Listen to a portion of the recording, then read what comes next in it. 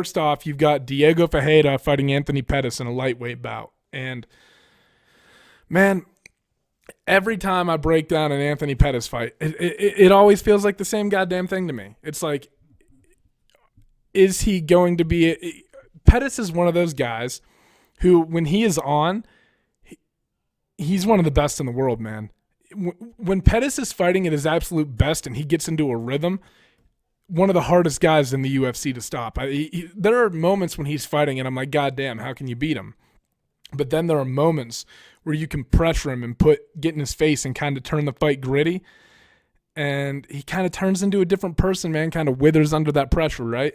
So here's the thing. Is Diego Ferreira going to be able to crowd that space and keep that jab in Pettis' face and never let him develop that rhythm in that range? To me, that's the whole key to this fight. Now, Diego Ferreira is one of those guys who has improved massively in the striking department in his last few fights. Now, he picked up a second-round TKO over Kyle Nelson like 2 or 3 fights ago. I think 3 fights ago. He's on a 5-fight win streak right now, but if you go back and watch that fight against Kyle Nelson, just his footwork and his positioning after he throws combinations, and you watch him in his next fight, right, against I have to look it up. I'm going to forget names, guys. I'm sorry. Against Rustam Khabilov, much better. Much better footwork. And then you watch him against Mairbek Taisimov, who I had him losing this fight when I broke it down. He almost looks like a completely different person, man. He's so much more in control. He's fighting behind the jab. He's pumping the jab out there like a couple times, then following up with right hands. And Mairbek Taisimov is a very explosive striker. Has a lot of crazy like spinning attacks, a lot of versatility, and you could see that just by applying pressure, he was able to shut that down. And here's the scary thing about a guy like Diego Ferreira. His jiu-jitsu is so fucking nasty that when he is getting in a rhythm on the feet, he doesn't have to worry about you taking him down because he's not afraid to go to the ground. So he can implement his offense. I don't want to say it is kind of. He can implement his offense a little more recklessly and take some chances on some bigger shots and winging some bigger like haymakers at you just because, fuck it, what are you going to do, take me down? I'd probably have an advantage on the ground anyway, right? So, like I said, when I break down an Anthony Pettis fight, it always seems to boil down to this. Is Anthony Pettis going to be able to maintain his range and get into a rhythm against Diego Ferreira? If so, if this fight takes place in space and you're seeing Pettis like unleash his full arsenal, throw volume, a lot of variety in his attacks, and keep Diego guessing, I still think that regardless of how much Diego has improved on the feet, Pettis has an advantage in that department. But if Diego starts pushing forward and never allows that rhythm to happen and is constantly keeping the jab in Pettis' face, it's going to take something like clipping Diego. And here's the thing about Diego Ferreira. When you clip him, he just kind of, it doesn't seem to bother him a whole lot. He just gets up and keeps on pushing through it. You've seen him get rocked in a few fights, right? And he's just very tough. So if you see Pettis start getting behind early, it's going to take something like that to turn the tide.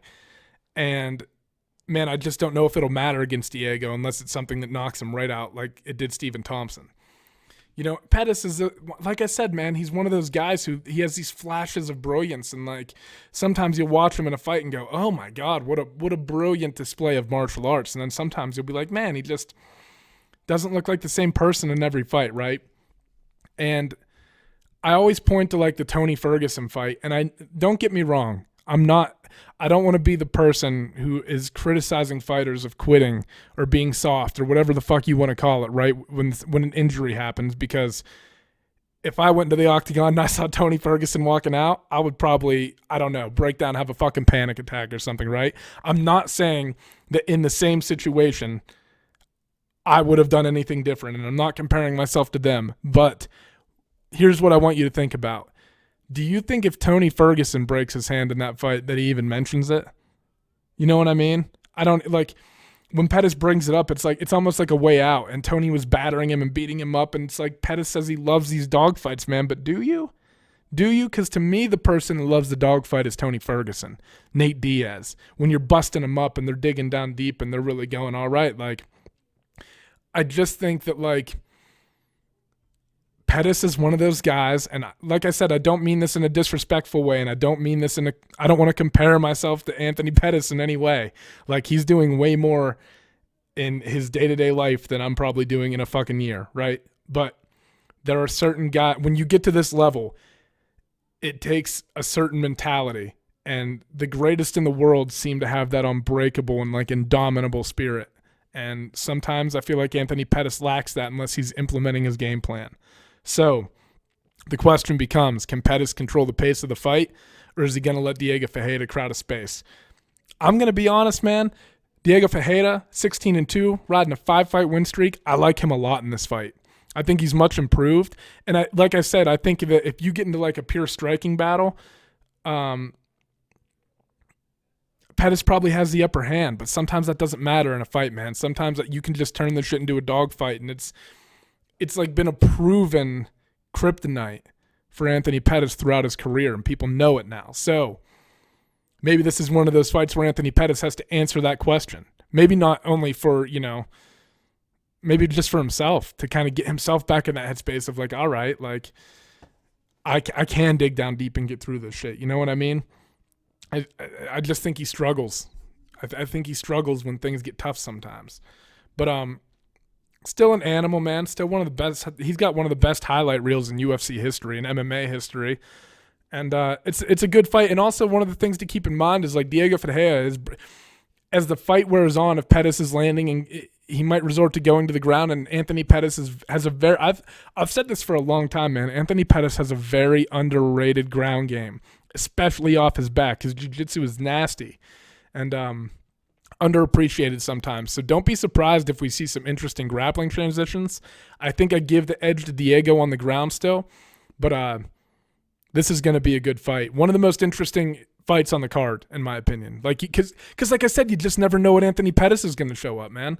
And I'm hoping that we see like prime Anthony Pettis show up, right? Like he's on top of his game and he's ready to kick some fucking ass, man. But not that I'm rooting for him, but you want to see when two fighters collide, man, you want to see the best of both of them. You don't want to see a guy have an off night or something, right? But I'm taking Ferreira in this fight, but it could go either way.